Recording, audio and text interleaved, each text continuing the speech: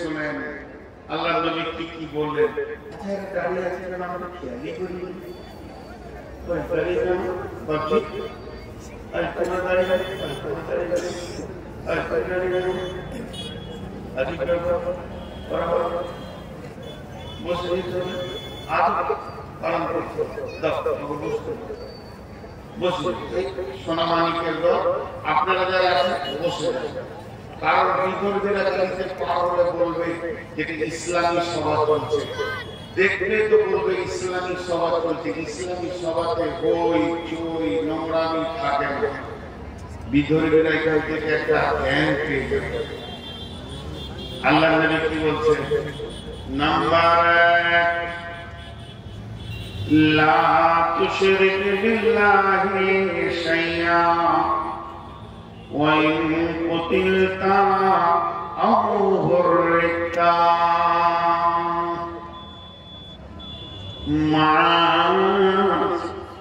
খবরদার তুমি আল্লাহর সঙ্গে অন্য কাউকে শরীক করবে না। যদিও তোমাকে কেটে পিস পিস বানিয়ে দেওয়া হয় কিংবা আগুনে জ্বালিয়ে পুড়িয়ে ছাই বানিয়ে দেওয়া হয়, তারপরেও ভুলবশত আল্লাহর সঙ্গে কাউকে শরীক করবে না।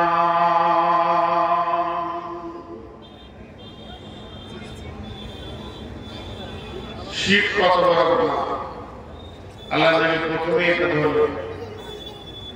1450 সাল চলছে। কত বছর পূর্বে বলেছেন, কি বলেছেন? দুটো শব্দ, একটা হলো কুতিলতা আর একটা হলো হুররিতা। কুতিলতা হুররিতা, তোমাদেরকে কাটা হবে, তোমাদেরকে জ্বালিয়ে দেওয়া হবে। জি, কাটা হবে, জ্বালিয়ে দেওয়া হবে। হাজি ভাই, এই দুটো কত কঠিন, এই দুটো কত কঠিন। তাহলে একবার ভাবে, এইখানে 10 জনকে বেঁধে রেখেছে, একজনকে কাটছে, দ্বিতীয় নম্বর জন দেখছে। আমাদের বীরভূমে একটা ঘটনা ঘটেছিল, রাজনৈতিক ভাবে ঘটনাটা ঘটেছে, আপনারা খুব পেপারে পড়েছেন এবং আর বাকি জায়গাটার নাম বলবো না। একসঙ্গে 10-12 জনকে পিটিয়ে তারা লড়াই করতে এসেছিল, চারিদিক থেকে ঘেরে ধরা নিয়ে গেল, যে একটা ঘরের ভিতরে নিয়ে ওদেরকে ভরে দিয়ে তালা মেরে দিল। যে একজনকে বার করছে, ওকে মার্ডার করছে, আর একজনকে বসিয়ে দেখাচ্ছে কিভাবে মারছে।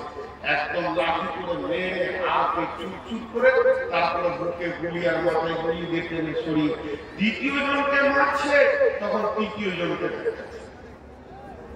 বলেন ভাই দৃশ্যটা কেমন? নবীজি বলছেন এই অবস্থা আমার উম্মতের হবে। একজনকে জ্বালাবে আর একজন দেখবে, একজনকে মারবে আর একজন দেখবে। বিশ্ব দিকে একবার ধ্যান লাগিয়ে দেখেন কি চলছে ফিলিস্তিনে, কি চলছে আমাদের দেশের মাটিতে, কি চলেছে মিয়ানমারে। সারা পৃথিবী জুড়ে মুসলমানদের অবস্থা দুরূহ হয়ে যাবে। আল্লাহর নবী বলছেন মাঝরে যখন এই অবস্থা চলবে, তখন তুমি ঈমানের উপরে দাঁড়িয়ে থাকবে। খবরদার ঈমান হারিয়ে দিও না, শিরক করিও না। লা তুশরিক বিল্লাহ, তারা দাবি করবে যে আমাদের দিন মেনে নাও, ওই দিনকে ছেড়ে দাও, শিরকে চলে এসো, কুফরিতে চলে এসো, মানার জান চলে যান তাও ভাগো। খবরদার কুফরিয়া শিরকে গ্রহণ করিও না। বন্ধুরা আমার, উইগুরে মুসলমানদের যে অবস্থা চলছে, নাস্তিকেরা কাঁচা চামড়াকে খাইয়ে নিচ্ছে, তারপর চীনের ওই বলে মুসলমান এক আল্লাহকে ছাড়েনি। যে ঘটনাটা ঘটেছে হাজরতে বেলালের, বেলালকে দিনে চাবুকে করে মারছে, রাত্রিবেলায় মারছে, আর সকাল বিকাল গরুর গলায় যেমন দড়ি দেয় বেলালের গলায় দড়ি দিয়ে টেনে হিঁচড়ে নিয়ে বেড়াচ্ছে। যখন রোদের তাপ বেড়েছে মরুভূমিতে বেলালকে শুইয়ে দিয়ে বুকে পাথর চাপিয়ে দেওয়া হচ্ছে। এই অবস্থা চলছে। আল্লাহর নবী ওই অবস্থাকে কেন্দ্র করে বলছেন, রে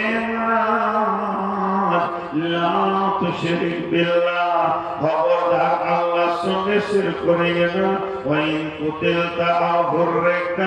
যদিও তোমাকে জানিয়ে দেওয়া হয় এবং পিস করে দেওয়া হয়, আল্লাহর সঙ্গে শিরক করবে না।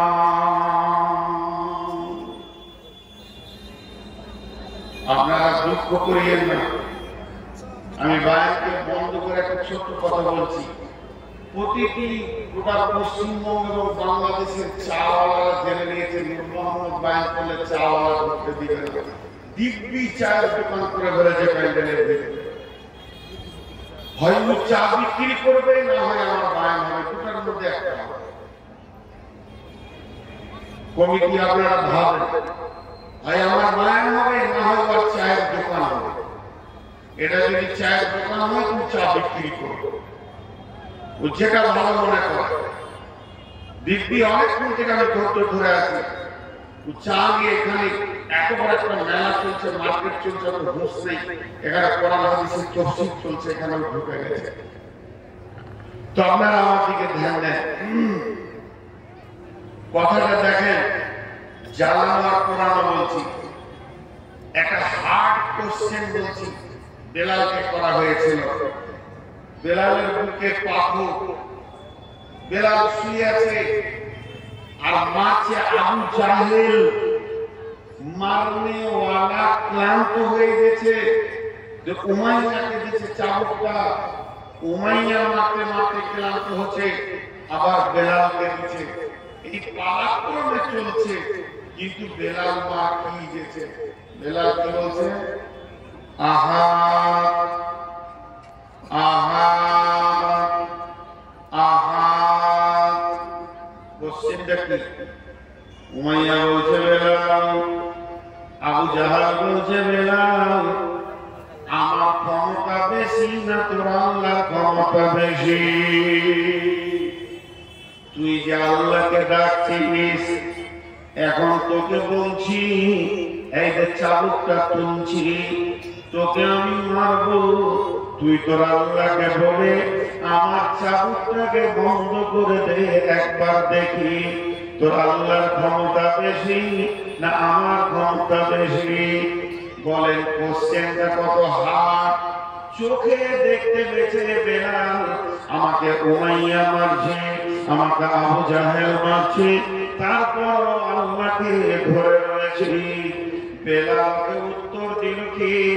ও বেঈমান আবু জাহেল, ও বেঈমান উমাইয়া, তোদের যদি সেই জ্ঞান থাকবে তাহলে তুই তো এরকম প্রশ্ন করবি। তোদের মাথাতে মগজে নাই, তোদের মাথাতে আছে পচা ঘিলু, তোদের মাথায় যে জ্ঞান নাই। তোরা ভাবছিস যে তোরা আমাকে মারছিস, কিন্তু আমার আকীদা ওটা নয়, আমার ঈমান ওটা নয়। আমার ঈমান হচ্ছে যে একটা হাটে মানুষ হাঁড়ি কিনতে গেলে বাঁচিয়ে দেখে মালটা গোটা আছে না মালটা ফাটা আছে। তো আমার আল্লাহ আমাকে চির সুখ জান্নাতে দেবে, তো একবার কি ঈমানটা বাজিয়ে দেখবে না? ওরে বেঈমান রে, তোকে দিয়ে আমার রব আমার ঈমানের পরীক্ষা নিচ্ছে, এটা আমি কোনদিন ভুলব না। কত বড় কঠিন পরীক্ষা দিল। বিশ্ব নবী চলে যাচ্ছিলেন, বেলাল নির্যাতন দেখে দয়াময় নবীর চোখে পানি আসলো। মসজিদে নববীতে মনটা ভারী করে ভারাক্রান্ত বসে রয়েছেন। সাহাবীরা বললেন, ইয়া রাসূলুল্লাহ, আপনার মন কেন এত ভারী? দয়াময় নবী বললেন বেলালের নির্যাতন আমার দিল মানতে পারছে না। হযরত আবু বকর বললেন ইয়া রাসূলুল্লাহ আপনি আমাকে দোয়া করেন আমি এখনই বেলালকে কিনে আনছি।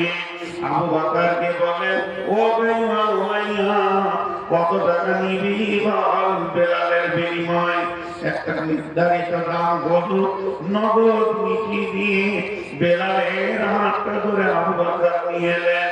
নিয়ে আসার পর নবীজিকে বললেন ও দয়ার নবী গো বেলাল এখন আমার আমি বেলালকে কিনে নিয়েছি এই বেলালকে আমি আপনাকে হাদিয়া করে দিলাম যা ইচ্ছা আপনি তাই করতে পারেন। আল্লাহর নবী বলেন বেলাল তুমি ঈমানের এত পরিমাণ নাম্বার পেয়েছো পরীক্ষায় এত পরিমাণ তুমি জিতেছো তোমার মার্কশিটটা এত পরিমাণে সুন্দর হয়েছে যে তোমার চাকরি তো নিতেই হবে। নবীজি বলেন বেলাল আমি যে মসজিদের ইমাম তুমি ওই মসজিদের মুয়াজ্জিন হয়ে যাও। অতএব বন্ধুরে শুধু ভাববেন না যে আমাদের উপরে গজব চলছে সাহাবীদের উপরও হয়েছে। হযরত খাব্বাবকে শুলিতে চড়ানো হয়েছে কত কঠিন বন্ধুরে চার হাত পায়ে বেঁধে দেবে এইভাবে হ্যান্ডেল মারবে আর একটা হুল লোহা পাছা দিয়ে ঢুকবে হাড়কে পরপর করে ফাটিয়ে মাথা দিয়ে বের হবে এর নাম শুলিতে চাপানো হয়েছে। তখন খাব্বাবকে বেঈমানেরা বলছে খাব্বাব রে তুই একটা কথাকে একবার মুখে বলতে পারবি যে আমাকে ছেড়ে দাও আমার বিনিময়ে নবী মুহাম্মদকে মেরে দাও। আমরা মারতে পারি আর না পারি এটা আমাদের ব্যাপার। এই কথাটা যদি একবার মুখ দিয়ে বলতে পারিস তাহলে তোকে এখনই ছেড়ে দেব। খাব্বাব বলছে ও বেঈমানের দল আমার জানের বিনিময়ে নবীর পায়ে কাঁটা লাগবে এটা মেনে নিতে পারবো না। আমি বাঁধা আছি একবার হাতটা খুলে দিয়ে দেখ জিভটা তোরে টেনে বের করে নিব। আল্লাহ আমার নবী বলছেন মাঝে আমার উম্মতের চিরদিন পৃথিবীর উপরে একটা নির্যাতন চলে এসেছে এবং চিরদিন চলে থাকবে কেমন ধ্বংস পর্যন্ত। তবে শুনে না তাদেরকে তুমি শুনিয়ে দিও যতই কষ্ট হোক না কেন যেন ভুলবশত আল্লাহর কাছ থেকে সরে গিয়ে অন্যকে শিরক করে না নেয়। শিরক কত বড় গুনাহ এই মোবাইল করা যে মোবাইল আলোচনা মোবাইল সরিয়ে দাও মানে এক মিনিট নিতে পারছি না দিকে থাকতে পারছি না সাদা স্ট্যান্ডটা যার মোবাইল সরিয়ে দেবে। তো দেখেন আমরা শিরক এমন একটা কঠিন গুনাহ সেই গুনাহতে আমরা মেতে আছি অথচ বিশ্ব নবী বলছে এটা আমার এক নম্বর ওসিয়ত হলো তোমরা শিরকের মতো গুনাহটা করিও না। সকলে একবার আওয়াজ দিই আমার দিকে ধ্যান দেন আমরা সকলে শিরকের মতো গুনাহ করব না। জোরে বলি ইনশাআল্লাহ, জোরে বলেন ইনশাআল্লাহ। কিন্তু আমি একটা বই পড়েছিলাম অনেক ছোটতে তাওহীদ বইটার নাম হযরত মাওলানা ইসমাঈল রাহমাহুল্লাহ আলাইহির লেখা। ওখানে ছোট ছেলেদের বই বড় মানুষের ছোট ছোট পয়েন্ট লেখা ছিল। তার মধ্যে একটা লিখেছে আদত মে ভি শিরক হ্যায়, আদত মে ভি শিরক হ্যায় মানে অভ্যাসের ভিতরে শিরক আছে চলাফেরাতে। ছোট্ট করে একটা কথা বলি আমার গ্রামের যেটা স্টেশন আপনারা গিয়েছেন বোলপুর পার হয়ে ভেরিয়া বেরিয়ে একটা লোকাল স্টেশন, ওখানে নামলাম, কি বলছে কোনো বাস নাই। তখন আমি মাদ্রাসায় পড়ি, আলিম হয়নি, তবে যথেষ্ট বড় হয়ে গেছি, জ্ঞান হয়ে গেছে, হাদিস পড়ছি। তো হাঁটতে হাঁটতে বাড়ি গেলাম 4 কিলোমিটার, কোনো বাস নেই। হঠাৎ তো রোদে রোদে কি আমার সাথে একজন আলিমও হাঁটলেন, একজন মৌলানা মুর্শিদাবাদ বাড়ি, আর আমি, দুইজন হাঁটতে হাঁটতে গিয়ে মসজিদে ঢুকলাম। তো আমাদের ইমাম সাহেব ছিলেন খুব পরিষ্কার মানুষ, অনেক বড় আল্লাহওয়ালা মানুষ, মুরব্বী, তিনি পৃথিবীতে নাই, চলে গেছেন, আল্লাহ জানা নসিব করুন। তো মসজিদে ঢুকি, আমি জোরে একটা নিঃশ্বাস ছাড়লাম, বাপরে, যে বলেছে বাপরে, মেরে দিলে গালে 100। ইমাম সাহেব আমার গালে একটা চড় মারলেন, তো ওই চড়টা আমার রসগোল্লাতে পড়তে লেগেছিল। তিনি পরেশগার মানুষ, তিনি কি বললেন, মৌলবি হতে চললি তুই আর 2 দিন পর, এখনো বাপরে বাপকে হারবি না, আপনাকে হারবি। অভ্যাস এত খারাপ। এখন আবার একটা নতুন শীত উঠেছে সারা দুনিয়া জুড়ে, কি বলেন তো, আমাকে যখন বিদায় করবে কেউ গিয়ে, আমার মহব্বতের মানুষ এবার গাড়ি ছেড়ে বেরিয়ে যাবে, তখন বলবে, আচ্ছা ভালো থাকেন, ভালোভাবে যান। আমি ভালো থাকনেওয়ালাকে, আমি ভালোভাবে যাওয়ালাকে, এটা শীত ইহুদি নাসারারা আমাদের মাথায় ভরে দিয়েছে। ওটা বলতে হতো, আল্লাহ আপনাকে ভালো রাখুন এবং আল্লাহ আপনাকে হেফাজত করুন, কিন্তু তা না বলে বলছে আপনি ভালো থাকেন, ভালোভাবে যান। বন্ধুরা আমার, একেবারে অভ্যাসের ভিতরে শির।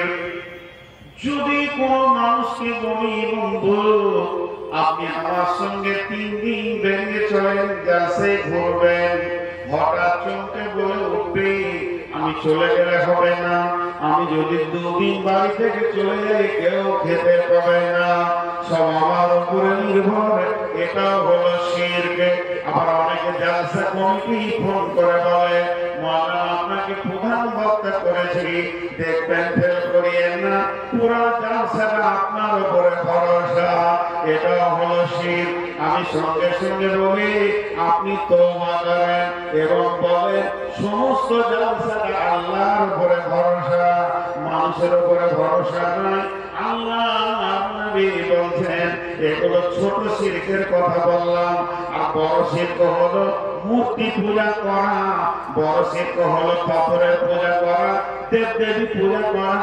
বড় শিরক হলো আপনার কিনা আর আপনার কিনা অর্থের পূজা করা, মূর্তি দেবদেবী পাথর মাজার পীরের পূজা করা, এগুলো হলো বড় শিরক।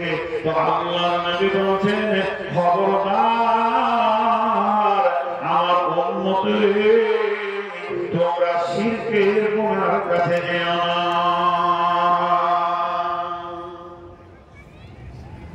জি, বড় শিরক আছে, ছোট শিরক আছে। তো এই শিরক থেকে আমাদেরকে মুক্ত হতে হবে। বাঁদর কি করে? বান্দরামি। বাঁদর কি করে? বান্দরামি। আপনাদের দিকে ভাষাটা বলে যে বান্দরামি মারিস না, তো বাঁদর কি করে? কথা বলে না। আপনারা আমাকে উত্তর দেন, এখানে একটা মজা আছে। বাঁদর কি করে? বান্দরামি। সকলে জোরে বলেন, জোরে বলেন, আল্লাহর জন্য বলেন, একটা জিনিসকে বুঝাতে চাইছি। বাঁদর কি করে? বান্দরামি। আর ফাজিল কি করে? ফাজিলামি। এগুলোকে মিলান শব্দটাকে। ফাজিল কি করে? ফাজিলামি। একবার যদি সবাই জোরে বলেন তো আমার দিলটা খুশ হবে। আমি পরিস্থিতি মেহমানকে খুশ হবে। বাঁদর কি করে? আর ফাজিল কি করে? আর জানোয়ার কি করে? জানোয়ার। দেখবেন 1 জানুয়ারি কত জানোয়ার বের হবে। জানোয়ার কি করে? জানোয়ার। বন্ধুরা, আর মাত্র কটা দিন, 1 জানুয়ারি আসবে, জানোয়ার দেখা যাবে রাস্তাঘাটে, তারা জানুয়ারি করছে। এরা একটা মানুষ নয়, এরা হলো জানোয়ার জানোয়ার জানুয়ারি করবে, পয়লা বৈশাখের পূজাও করে। এরা হলো শির বন্তি পূজা, দেবী পূজা, দেবতা পূজা, যেমন পূজা তেমনি বসন্ত পূজা, সবই পূজা। এরকম হলো পয়লা বৈশাখ পূজা, জানুয়ারি পূজা, সবই পূজা, একই পূজা, তফাৎ কিছু নাই। শিরকে জ্বালিয়ে কাঁপি বলে শুধু পরিচয়। এসব পূজা করো যদি হয়ে মুসলমান, জান্নাতের বিনিময়ে সোজা জাহান্নাম। আজকে কালকে কালেকশন হোক, খালি যুবককে একবার হাত তুলেন যে পয়লা জানুয়ারি কিছু করবো না। হাত তুলেন তো দেখি, দোয়া দিব আপনাদের জন্য। হাত তুলেন সবাই, পয়লা জানুয়ারি কিছু করবো না ইনশাআল্লাহ। যে কটা হাত তুলেন পয়লা জানুয়ারি করবো তুলেন। ভাইগুলো থেকে আস্তে আস্তে আমাদেরকে সরতে হবে, কারণ এগুলো হচ্ছে নোংরা। বাংলাদেশে প্রতি বছর যায় তো ডিসেম্বর আর জানুয়ারি থাকে, তো ওখানে জানুয়ারি প্রচুর দেখতে পাই। তো ওই জানুয়ারি কেবল বাংলাদেশ যায়নি, কোনো কারণে এই বছরটা পুরো বাংলাদেশ মাত্র 10 দিন যাবে। তো নববর্ষ চলছে, পয়লা বৈশাখ চলে গেছি আমি, কোনো কারণে বুঝি। তো ঠাকুরগাঁও পীরগঞ্জ এলাকায় রাতে ঘুমিয়ে আছে, তার থেকে পয়লা বৈশাখটা আমি ভুলেই গেছি। তো সকালে উঠে এমনি তো রাত জাগা মানুষ উঠতে একটু লেট হয়, তো 8-9টার দিকে উঠে আমি যে ঘরটায় থাকি মাস্টারের ঘর, ওখান থেকে একটা মাদ্রাসা আছে 500-700 মিটার দূরে। সারাদিন আমি মাদ্রাসায় থাকি, উনি সারাদিন স্কুলে থাকে। উনি স্কুল থেকে ওনার বাড়িতে আসলে থেকে আবার জালসায় থাকে ঠাকুর। তো পীরগঞ্জে আমি রাস্তায় হাঁটতে হাঁটতে গিয়ে দেখছি যে গোটা রাস্তায় মিছিল দিতে সব মুসলমান, সুন্দরী সুন্দরী মেয়েগুলোকে সাজিয়েছে, মাথায় ফুল দিয়েছে। আর যেমন এটা কত সাল চলছে, 2023, এবার আসবে 24।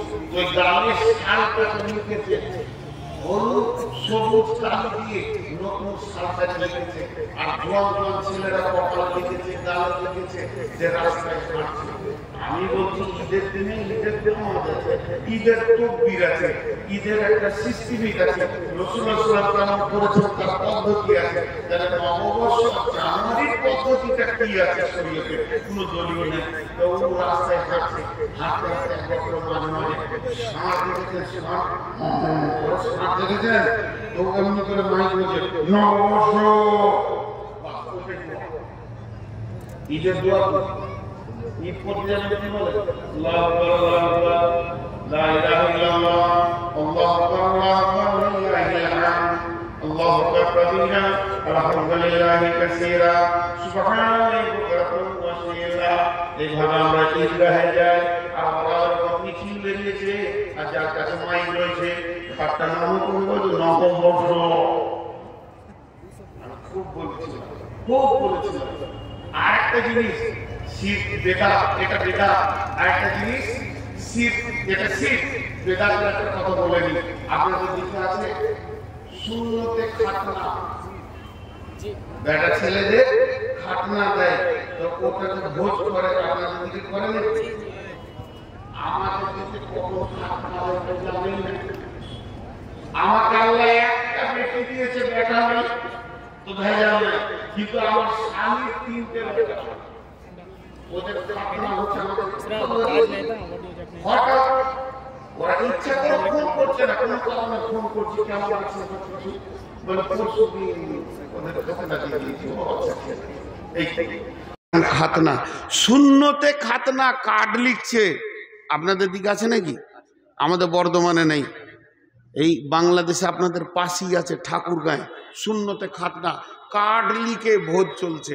যে আমাকে একজন প্রশ্ন দিয়েছে যে শূন্যতে খাতনার দাওয়াত খোয়া জায়েজ না না জায়েজ। আমি উত্তর দিলাম, আমি কোনো ফতোয়ার উত্তর দিতে পারি না, অত বড় আলিম নয়, আমি ফতোয়ার উত্তর দিতে পারবো না, বড় আলিমকে জিজ্ঞেস করে নেবেন। তবে আমার যুক্তি বলছে খাতনা দেওয়া সুন্নত, যদি ওটাতে দাওয়াত করতে হয় বগলের চুলকে চাঁচাটাও সুন্নত, সেদিনও দাওয়াত করতে হবে। নখ কাটা সুন্নত, ওই দিনও একটা ভোজ লাগাও। নাভির নিচের কাপড় মানে লোমকে সাফ করা সুন্নত, সেদিনও কাট ছেপে দাও। আজকে সাফ হবো, চলে এসো।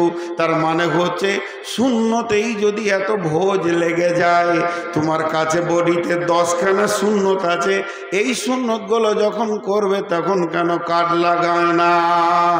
অতএব বন্ধুরে, আল্লাহর নবী বলেছেন যে শিরক এমন বড় গুনাহ যেটা আল্লাহ মাফ করবেন না। আল্লাহ তাবারাক ওয়া তাআলা কোরআনে বলছেন, কোরআনে বলছেন, কুল তাআলাউ আতলু মা হাররামা রাব্বুকুম আলাইকুম আল্লা তুশরিকু বিহি শাইআ।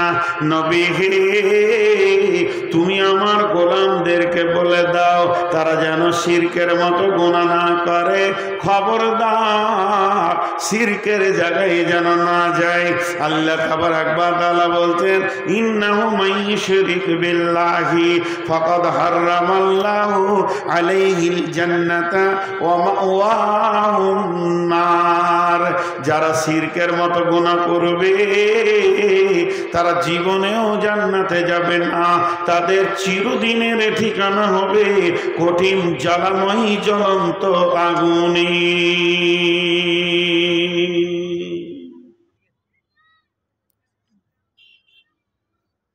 জি, আপনাদের বিরক্ত লাগছে নাকি? নাম্বার 1 হলো, নাম্বার 2, আল্লাহর নবী বলছেন, ওয়ালা তাওয়াক্কালনা ওয়ালিদাইকা ওয়া ইন তাখরুজা মিন আহলিকা ওয়া মালিকা। ওয়ালা তাওয়াক্কালনা ওয়ালিদাইকা ওয়া ইন তাখরুজা মিন আহলিকা ওয়া মালিকা। খবরদার মা বাপকে ধুমকায় না, ঝিড়কে কথা বলবে না। তখন কোন অবস্থায় যদিও তোমার মা আব্বা বলে এখনই বাড়ি থেকে বেরিয়ে চলে যাও, তো সঙ্গে সঙ্গে বেরিয়ে চলে যাবে। খবরদার মা বাপের উপরে ঝিড়কে ধুমকে কথা বলবে না। অবস্থাটা কেমন? খামকালায় আব্বা মা ডেকে বলছে, বেটা তুই এখনই বাড়ি থেকে বের হয়ে চলে যা, সঙ্গে সঙ্গে বেরিয়ে চলে যাবে। তারপরও মা বাপের সঙ্গে কোনোদিন ধুমকে কথা বলবে না। আল্লাহর নবী আর এক জায়গায় বলেছেন, ওয়া নবী হুরায়রা রাদিয়াল্লাহু তাআলা আনহু قال قال رسول الله صلى الله عليه وسلم إذا تخرج الفيء دبرا والأمانة مغنما والزكاة مغرما تعلم لغير ديني آتى الرسول امرته أبقى أمه أدنى صديقه أكسابه جهرت الأصوات في المساجد ساد القبيلة فاسقهم।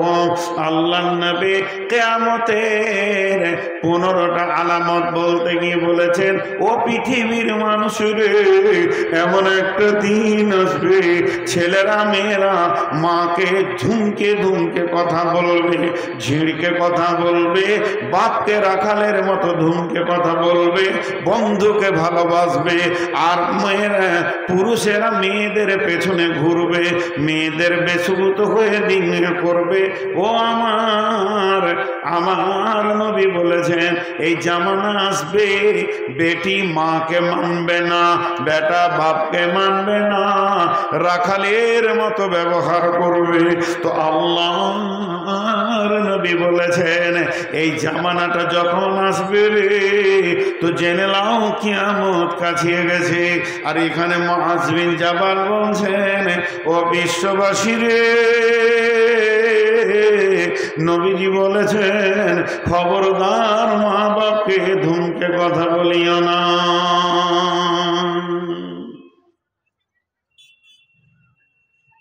মঞ্জুর নাই নাকি? কোথা গেল? ও হ্যাঁ, কথাগুলো একটু খেয়াল করি। কিন্তু মা বাপকে যদি ভালোবাসা হয় লাভ কি? মা বাপ সম্পর্কে অনেক বক্তব্য রেখেছি, অনেক। মাঝে একটা কথা আপনাদেরকে শুনিয়ে দিই, থাকতে পারছি না। মানে আমার ভিতরটা এত উচল মাচল করছে যে এটা বক্তব্যই নয়, তাও বলছি। এই যে সামনে দুটো মানুষকে দেখছেন, ওইদিকে খেয়াল করে দেখেন। যতদিন এই মাদ্রাসার দায়িত্বে থাকবে আপনারা আল্লাহর হস্তে মাদ্রাসাটা খেয়াল রাখবেন। এদের কাছে যে আদর্শটা আছে, আমি 5 মিনিটে যেটা পেয়েছি, আপনি যদি প্রকৃত ছেলেকে মানুষ করতে চান তো এই দুটো মানুষের হাতে দিতে পারেন। আমি অনেক মাদ্রাসা ঘুরলাম, 53 বছর বয়স হয়ে গেল। মাদ্রাসা ঘুরতে ঘুরতে দাড়ি পাকিয়ে দিলাম, কিন্তু আমরা 2 মিনিট কোথাও গেলে বুঝতে পারি যে এই মাদ্রাসার আচরণ কেমন, শিক্ষকের আচরণ কেমন, ছাত্রের আচরণ কেমন। দুর্ভাগ্য বিষয়, যদি আমার একটা বেটা থাকতো তো আমি এই মাদ্রাসায় ভর্তি করতাম। তা আপনাদেরকে শেষ কথা বলে যাচ্ছি, মাদ্রাসাটা এই 2 ব্যক্তি যতদিন থাকবে খেয়ালে রাখবেন এবং আদর্শবান মাদ্রাসা বলে গ্রহণ করবেন। এটা আমি মাঝে বলে নিলাম। আজ পর্যন্ত কোনো জায়গায় জলসা করতে গিয়ে নূর মোহাম্মদের কথা বলেনি, কারণ আজকে বলতে আমি বাধ্য হলাম। এবার মা বোনদেরকে